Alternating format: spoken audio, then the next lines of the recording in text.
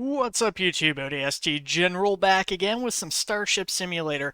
And today, guys, we were going to be doing a Kickstarter announcement video. I actually recorded it, but it took me a few days to get it uploaded. And actually, before I even got a chance to get it uploaded, they blew past funding goals and have now gotten it funded. I believe it's been out for 4 days now, if that. It's been like 3 or 4 days, and the project's funded already. So that is awesome to see. They had a goal of $82,000 as of right now. They're sitting at 88,000. They do have a number of stretch goals, so we'll go ahead and cover that too. But first, let's go ahead and let's take a look in game because there has been some updates in game. Nothing super major has really changed for a lot of you guys, but as a earlier backer, I do have access to the development build, so we're going to be taking a look at the sensors because the sensors have seen some pretty big changes. Now these are work in progress, and this is actually more developed in the developer build for the game, which I don't have access to, but in that version you can actually see like 3D models for like specific planets and everything, which is really cool looking. But now we have our galactic position. We have different modes, basically. This has all changed since last time I did a video on this. We have our galactic mode, which is pretty similar to before. If we come over here, you guys, again, can see our ship, our position in the galaxy, all that stuff. So that's pretty much the same. That hasn't really changed at all. Um, you'll see information on the region type. So we have a spiral arm, which is the galactic arms are curved concentrations of gas. And it basically just kind of tells you the information about where we're currently looking at, which is where the ship is. Now, we can also go in here and change that a little bit. But before we look at that or change anything else, we're going to go look at the other modes. So we have our long range mode. Long range mode was kind of what I used by default usually in my other videos previously. This is your long range sensors, just like what it sounds. So basically looking out light years ahead around the ship. By default, it's set to 10 light years. It maxes out at 50, which is what you'd usually see before is a 50 light year radius around the ship. But now you can actually go in and change this, which is new. You can either change it by tens or you can change it going up or down by one by clicking the single plus or minus. So you get a lot more fidelity in terms of basically what the sensors can and can't do. A lot more minute control over it, which is pretty nice. Then we can go ahead and bring it down to medium range. Medium range, we're probably not going to see too much around us. This is basically for inside of a single solar system, and this goes up to 1,000 AU.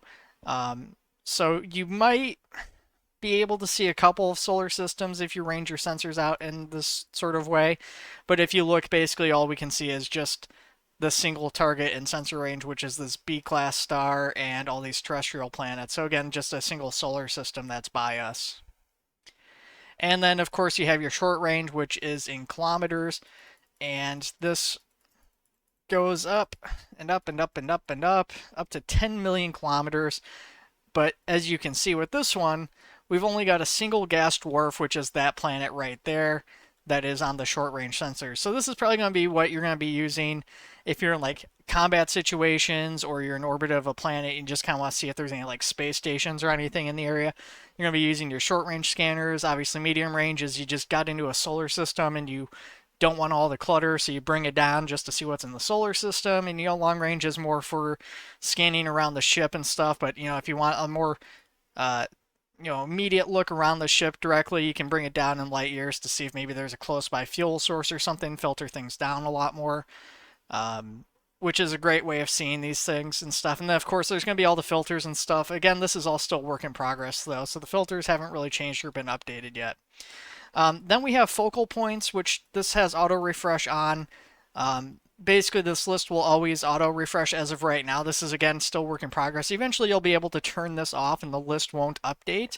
So that way, if you're trying to look through this and the list keeps changing, you can just turn it off. And that way, while the ship's traveling, it'll stay the same list and you can keep kind of looking through at the planets. I mean, that might mean you have to turn around by the time you get through all of them, but if you want to go through the list and look a little bit more detail, you want some extra time to look at it, you'd have the ability to do so. And there's a red one I'm seeing in here. We got, oh, the nebula show up. That's new. Nebulas didn't used to show up. Interesting. Is it going to let us scan that? We can't select the nebula, unfortunately, as a target, though. That is a shame, but they do show up now, which is interesting, because those didn't used to show up on sensors. Then you can come in here to the focal point. So if we go back to the galactic position here, we can change our focal point from the ship to manual. So by default, the manual will sit in the center of the galaxy, as you can see there. Our sector information has now changed too. So it's telling us about the galactic core, all of that stuff. It's telling us the population of that sector in terms of like A-class stars or the types of stars and other stuff that's in there. And then we can also go in here. And I don't know why I put 2 zeros, but I did.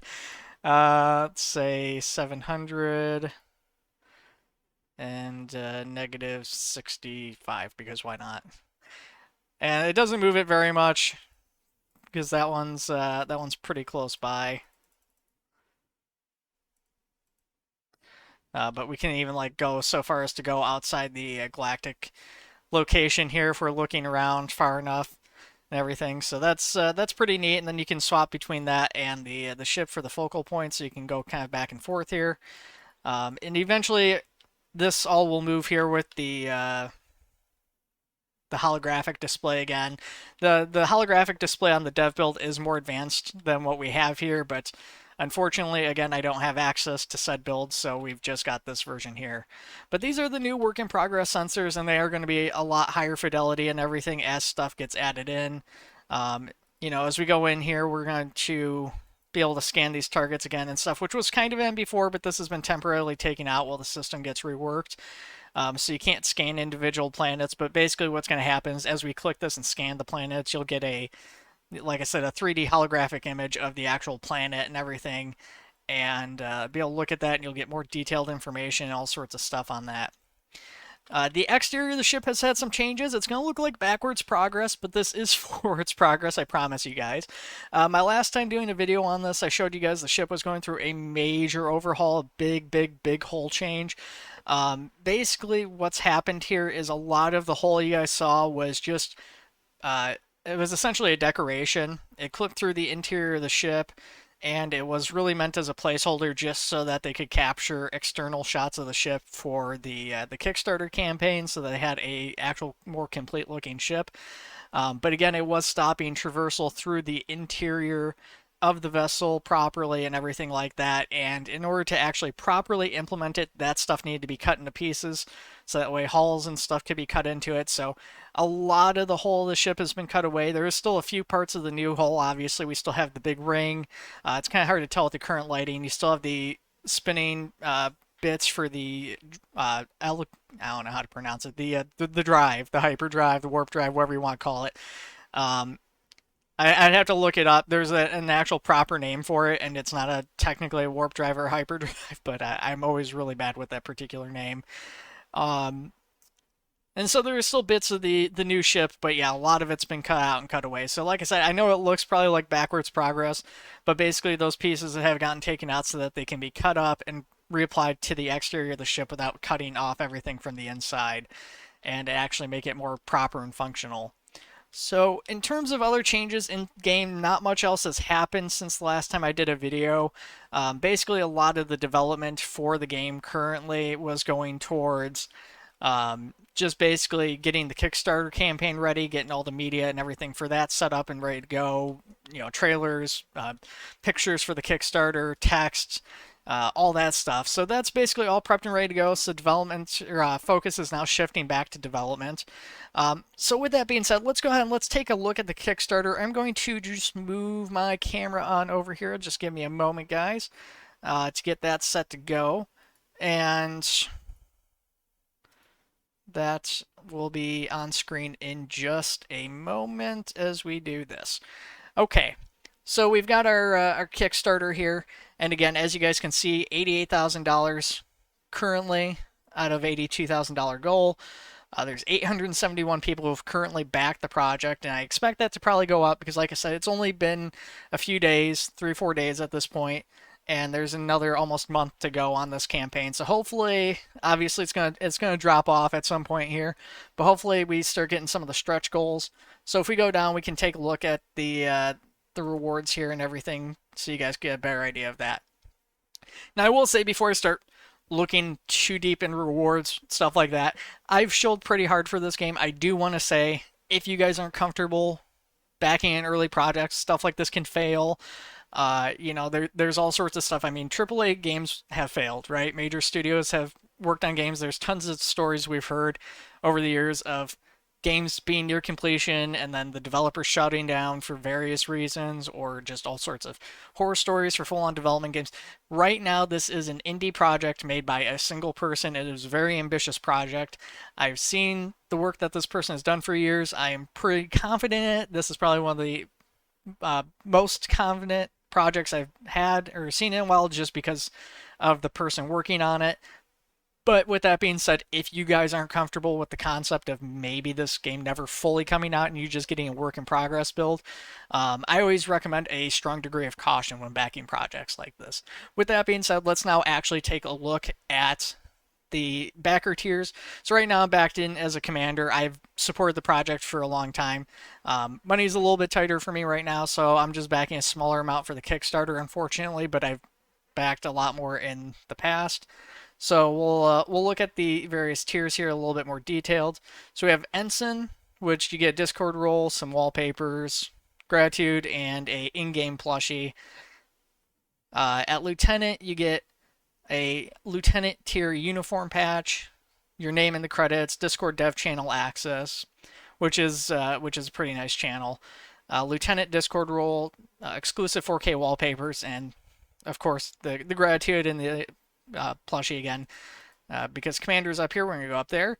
You get one free expansion, the base game for free, the digital tech manual, the Commander tier uniform patch, name and credits, Discord dev channel access, Commander Discord role. Again, same stuff as the other tiers at that point. So basically, you get the game for free and a single expansion for free. At the Captain tier, you get to design a star system. You get access to development builds, 2 free expansions. You get the base game for free, and again, basically the same stuff as the other tiers at that point. Commodore, you get to design an alien race, design a star system, all the other stuff. You get 3 free expansions on that one.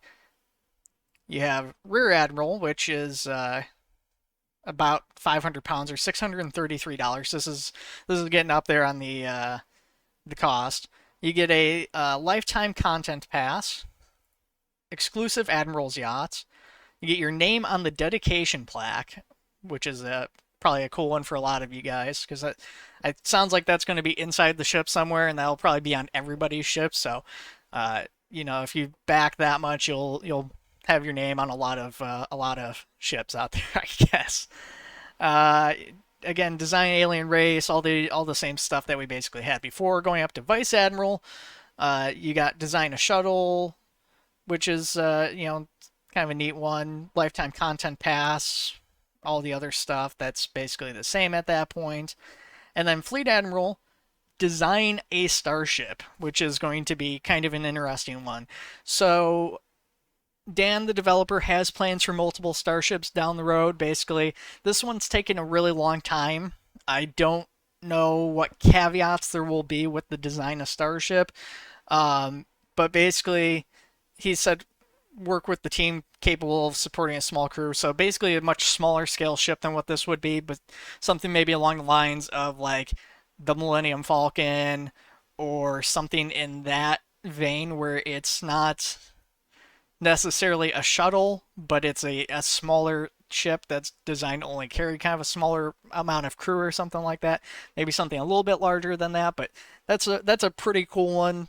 Obviously, that is quite expensive. That's about $3,000 US, 2,500 for the converted currency. So that is an expensive one, but that is a really cool roll. Again, we have facts and updates and stuff. I don't use Kickstarter a whole lot. I have to try and remember where the stretch goals get shown, because I cannot recall that. Okay, here they are. So stretch goals, 140K. So basically, not quite double where we're actually, because we're at like 80,000 US, right? So we're even higher. Now I'm questioning. I've already forgotten what we're at. I didn't prepare for this video, obviously, guys. Um, okay, so it's a little bit lower. So it's I was thinking backwards here. So they're about 78,000 pounds right now. Um, so a little over, or about double, I should say. They would add native room scale VR support, which is a big one for a lot of people. VR is planned regardless, but this would be kind of the first big priority goal that they have, basically bringing on a dedicated VR developer for the game who specializes only in VR. And then there would be a lot of like character stuff that would be a big focus with that as well. So that one would be probably a pretty important one to get to if we can hopefully get up that far. Again, I don't know how much the project's going to drop off now that it's funded. I don't know if we might expect to see more people back it now that it's funded, or a lot of people are going to go, well, I don't need to fund it because it's funded. Again, I don't use Kickstarter a whole lot. I've never really watched a lot of other Kickstarter projects to really see what happens after a project gets funded in terms of like where that funding really goes in most cases. Um, at 220,000, they would add the shuttles and alien structures. And again, all this stuff is planned anyways. It's just a matter of when that's going to happen, obviously. Backing it and having that extra money just means that stuff happens that much sooner, and it happens in a more polished state because they'd bring in people specialized to do that sort of work. So yeah, shuttles and alien structures at 220,000. Take a shuttle over to a derelict alien space station, explore it procedurally, generate an interior, restore power, avoid pitfalls, and see what resources you can salvage. Procedural generation ensures no two will be the same. 300,000 planetary landings. Natural environments in Unreal Engine 5 are nothing short of breathtaking. We intend to push its capabilities to the limit when generating our planetary surfaces. They will be fully explorable with no barriers or invisible walls. Now, I will put the stipulation on this one. There was some debate some time back as to whether or not planetary landings would be seamless. When he's saying that there's no barriers or invisible walls, he means on the planet itself. Getting down to the planet, there would be a loading screen or transition. He wants to make it feel seamless, but there would be some sort of transition going down to planets just for the sake of performance and everything like that. So, because the ship's not going to be landing anyways, he has decided to have planetary landings and stuff. Also, certain planets like Earth, obviously, creating a 1-to-1 scale version of Earth, not really viable. So Earth and maybe a couple other planets like Mars or something, which might have to do with the story, might only have like, hero zones like you would see in certain other games where it's like you can only visit a couple of locations specifically, because right now making a proper 1-to-1 scale version of Earth is pretty much impossible, at least in that sort of fidelity that would be needed. Obviously, you can make Earth, but then you get stuff like Microsoft Flight Simulator, where if you're using that procedural information or using like map information stuff, you run into a lot of issues that even a full-on development team can't really overcome right now currently. Add standalone ship versus ship game mode. Two large vessels will face off against one another, with the objective being to disable board and then capture the bridge of the opposing vessel from a crew with friends and face off against other crews or practice against bots. So this is one they hadn't really talked about previously, so this is kind of an interesting one to me, because initially Dan had kind of dismissed another large ship, but a lot of people have asked about it. I'm kind of curious how this one would work, because the way the game currently works is space moves around the ship, not the ship moving around space, as odd as that might sound. A lot of you guys who are in game development would obviously understand that in the interior of the ship with all the players and everything, there's a lot of physics and stuff that you need to account for. So Dan has instead opted to move space around the ship. So having two ships would be kind of an interesting challenge. Obviously, again, there's talk of there being smaller ships and stuff, so maybe we wouldn't see necessarily the Magellan class in that version, especially because it's not designed as a combat vessel. Maybe it would be limited to the other smaller vessels that we kind of talked about as far as like backer tiers and stuff, those things that players would get added. So maybe those, 4, 5, 10-person cruise ships or whatever they would end up being, or 50 cruise ships, whatever those smaller vessel sizes would actually be. Create a dedicated content team at 500,000 pounds. So the Milky Way galaxy is unfathomably large, and as part of our commitment to fill it with content, we will create a dedicated team of developers whose job it will be to spend every day producing more interesting things to discover. So basically, just a whole team dedicated to just making stuff like plants, wildlife, whatever else, rocks, all sorts of stuff. Because obviously, one of the tricky things with procedural development and generation of content is that you're cycling through the same content, you're using it new ways, different ways, and all that stuff, but you're still using the same content over and over again. And sometimes that works really well. You can do some really interesting stuff with that, especially nowadays. You look at stuff like No Man's Sky and stuff like that. Um, you can go to a planet and you could have seen, this species type or this plant or whatever a million different times, and it might be boring on like half the planets you go to, but then maybe you find like a single planet where it's just something different about it, like some things tweaked just a little bit differently, the lighting hits it a little bit different, and it makes it that much more interesting on that particular planet. But in most cases, that stuff's going to get boring in a lot of those instances. So having dedicated teams to obviously expand that and add as much content as humanly possible to make things as varied as possible is really pretty ideal. 750,000. Create our first story-driven campaign. Create our first story-driven campaign covering mankind's inaugural foray into the stars on the all-new Pathfinder class vessel. Meet our first handcrafted alien civilizations and discover a dangerous enemy lurking in the shadows. So the Pathfinder would be a different class of ship, because right now we're in the Magellan class, which is kind of the prototype ship. The Pathfinder would be the first non-prototype version of this ship, so it would basically be a more streamlined version of this vessel. That one's probably pushing it. I don't necessarily think we're going to get that high, but that would be pretty cool. And then if we got incredibly lucky, officially licensed standalone content. With enough funding, we'll look at licensing one or more vessels from classic science fiction, which we'll add to the game as paid DLC. Over time, we'd like to build up a library of accurately modeled and fully simulated classic vessels. Now, obviously, the game has drawn a lot of comparisons to Star Trek, which is understandable. The developer is a big fan of Star Trek himself, and while he has taken a lot of measures to step away, Star Trek has always been kind of the leader in a lot of these tropes in science fiction, even though a lot of the stuff being done in this game has been done in, a dozen plus different shows at least.